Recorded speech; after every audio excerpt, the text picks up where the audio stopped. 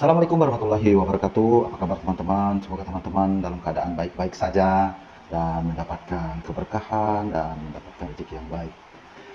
Baik, kali ini saya akan mencoba mereksan sebuah berita dari Tribun, Tribun YouTube-nya Tribun, di mana akhirnya Ketua KPU Hasyim Asy'ari, Ketua KPU RI, dipecat atau di kartu merah oleh Dewan Kehormatan Penyelenggara Pemilu. Dapat dalam diri manusia sifat seperti mementingkan diri sendiri, sifat sombong, sifat yang menganggap bahwa hanya dirinya dan golongannya lah yang selalu benar. Ketua KPU Hasyim Asy'ari resmi dipecat karena terbukti melakukan tindakan asusila terhadap anggota PPLN. Setelah dipecat, isi khotbah Hasyim yang menyinggung sifat kebinatangan manusia menjadi viral. Di mana fungsi Dewan Kehormatan ini adalah mengawasi atau memutus pelanggaran-pelanggaran yang dilakukan oleh diantaranya KPU dan Bawaslu. Asy'ari diberhentikan sebagai Ketua Komisi Pemilihan Umum Republik Indonesia, KPU RI. Sanksi ini dijatuhkan dalam sidang putusan yang digelar di kantor DKPP RI, Jakarta, pada Rabu, 3 Juli 2024. Menjatuhkan sanksi pemberhentian tetap kepada Teradu Hasyim Asy'ari selaku Ketua merangkap anggota Komisi Pemilihan Umum terhitung sejak putusan ini dibacakan, kata Ketua DKPP RI, Hedi Lugito. Pada 2023, wanita emas atau Hasna ini Moein melaporkan Ketua KPU RI Hasyim Asy'ari atas pelecehan. Ketua KPU RI Hasyim Asy'ari dijatuhi sanksi, peringatan keras terakhir, oleh Dewan Kehormatan Penyelenggara Pemilu, DKPP. Ia terbukti melanggar etik soal hubungannya dengan Ketua Umum Partai Republik I, Hasna ini, atau yang akrab dijuluki wanita emas. Memutuskan, 1.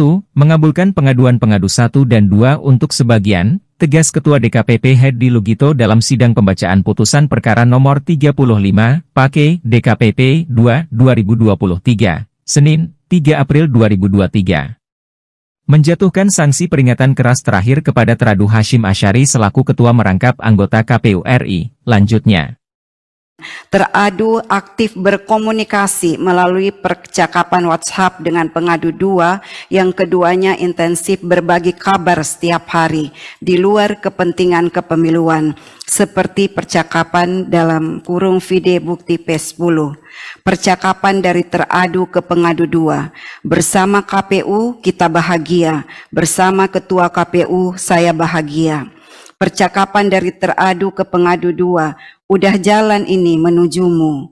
Percakapan dari teradu ke pengadu 2, hati-hati selalu, jaga diri dan jaga kesehatan selalu. Percakapan dari teradu ke pengadu 2, kabari kalau mau terbang dan sudah landing.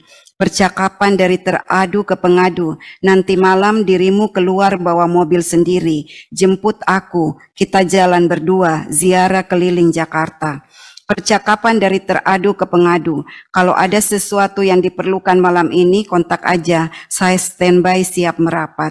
Percakapan antara pengadu dan teradu 2 menunjukkan adanya kedekatan secara pribadi dan bukan percakapan antara Ketua KPU dan Ketua Partai Politik yang berkaitan dengan kepentingan kepemiluan.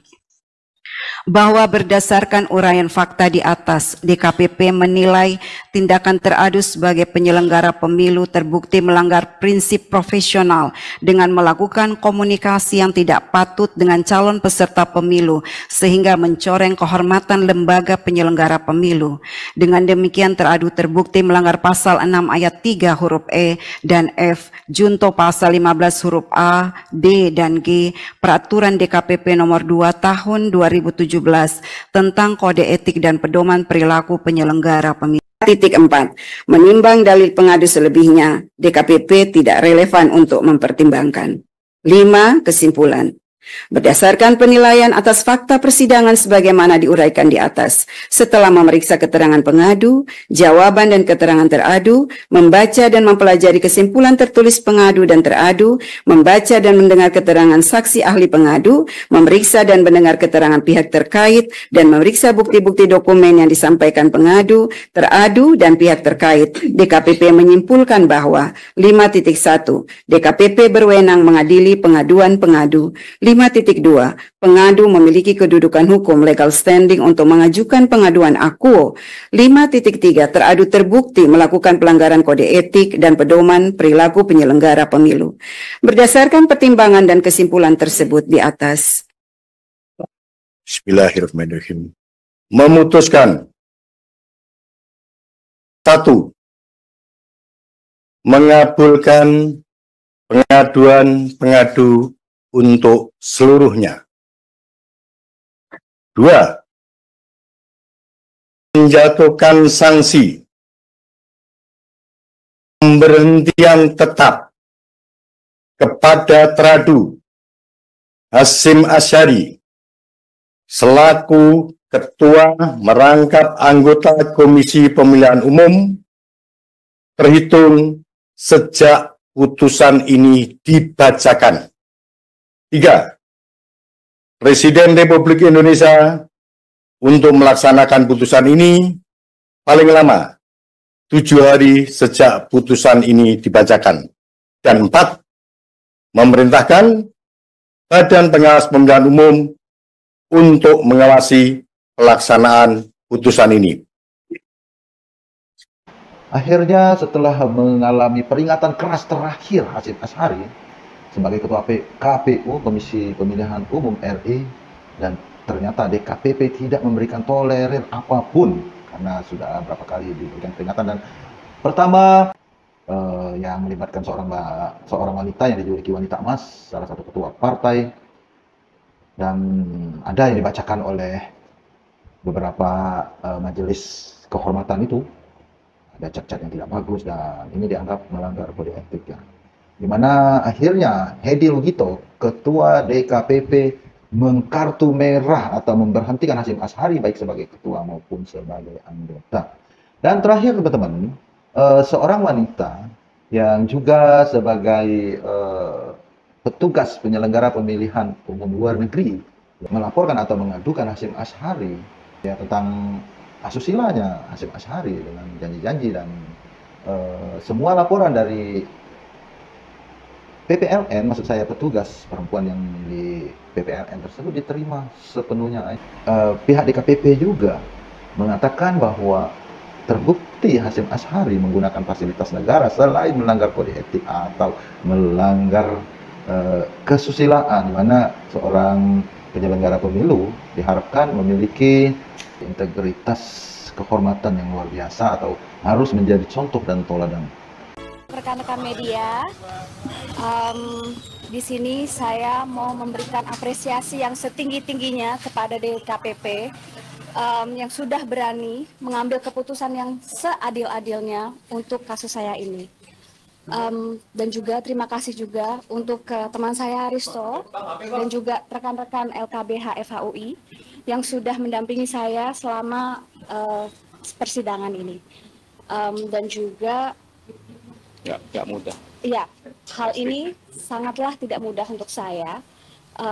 Dari awal sampai sekarang ini, saya mengalami ups and down yang cukup besar, yang dimana saya terkadang juga bingung, tapi saya didampingi oleh kuasa hukum yang sangat hebat. Jadi sampai hasil yang pada hari ini telah ditentukan. Ya. Facing sendiri, kenapa mau facing sendiri? Oh ya, di sini saya datang dari Belanda untuk menghadiri langsung persidangan ini karena saya sendiri ingin mengikuti, melihat bagaimana keadilan di Indonesia ditegakkan. Dan sekarang adalah buktinya di mana semua keadilan itu ditegakkan oleh DKPP. Inspirasi. Dan juga saya ingin memberikan inspirasi kepada semua korban, mau kasus apapun itu, untuk dapat berani, terutamanya perempuan, untuk mengajukan atau memperjuangkan keadilan. Terima kasih semuanya. Ada banyak persoalan-persoalan yang selama ini dianggap DKPP juga, di mana waktu itu dia menggolkan salah satu pasangan calon presiden dan wakil presiden, di mana aturan tersebut belum dibuat, dan itu ternyata dianggap juga sebagai pelanggaran. Tetapi dalam kasus asusila, terkadang masyarakat masih permisif ya, masih ada tingkat kompromis dibandingkan dengan pelanggaran-pelanggaran korupsi yang dianggap bahwa korupsi hampir semua orang merasa sangat dirugikan.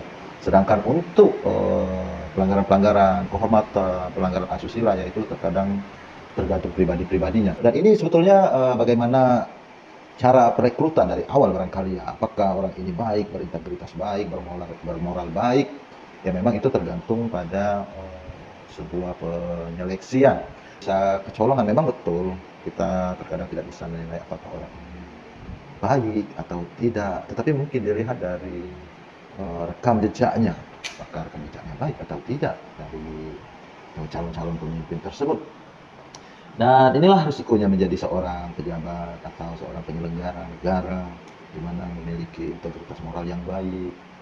Dan ini akan menjadi contoh, jangan sampai nanti dianggap semua penyelenggaraan negara dalam hal ini terutama penyelenggaraan pemilu dianggap tidak baik. Jadi ini hanya barangkali satu oknum yang kita sorot, sementara penyelenggara pemilu juga kan banyak selain di KPU RI juga ada KPU di daerah. Dan tetapi DKPP juga tidak hanya mengawasi KPU saja, DKPP juga mengawasi dari Bawaslu. Mudah-mudahan DKPP yang juga digawangi oleh Cimli atau Prof. Cimli Asidiki ini dapat berjalan baik, dan ini menjadi pelajaran kita semua agar mudah-mudahan besok kita mendapatkan penyelenggara negara yang lebih baik, dan seharusnya memang harus berhati-hati.